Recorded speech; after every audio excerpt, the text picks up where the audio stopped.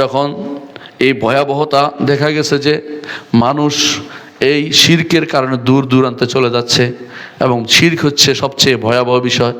আগেকার সমস্ত নবী রাসূল, সমস্ত নেককার বান্দারা নিজেরা আল্লাহর কাছে দোয়া করতেন আল্লাহ যেন তাদের সন্তানদেরকে শিরক থেকে মুক্ত রাখে। এখনও বাবারা সন্তানকে ওসিয়ত করে। আমরাও মিম্বর থেকে আপনাদের জানাই যেন আপনারা শিরক থেকে দূরে থাকেন।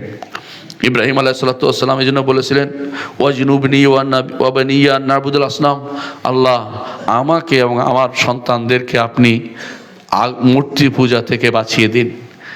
আর কিছু দোয়ার মধ্যে বড় দোয়া এটা করেছেন, অন্য দোয়া পরে করেছেন, সবার আগে দোয়া করেছেন। কেন? কারণ এইটা যদি হয়, এইটা যদি হতে পারে, অর্থাৎ সে শিরক থেকে মুক্ত হতে পারে, বাকিগুলি না হলেও তার জন্য একটা নিরাপত্তার একটা সুযোগ আছে। একবার বেঁচে যাবে, একবার না একবার জান্নাতে যাবে। কিন্তু শিরক থাকলে কোনোদিন জান্নাতে যাবে না, সে চিরস্থায়ী জাহান্নামী হবে। একজন মানুষ তার সন্তানের ব্যাপারে সবচেয়ে ভালোটাই আশা করে। ইব্রাহিম আলাইহিসসালাম তার সন্তানের ব্যাপারে সবচেয়ে ভালোটাই ওসিয়ত করেছেন। সেটা কি? আল্লাহ আপনি বাঁচিয়ে দিন তাদেরকে শিরক থেকে। নিজেরাও নিষেধ করেছে শিরক না করতে, আবার আল্লাহর কাছেও চেয়েছেন আল্লাহ যেন তাদেরকে শিরক থেকে বাঁচিয়ে দেন এবং তারা যেন শিরকে নিহিত না হয়।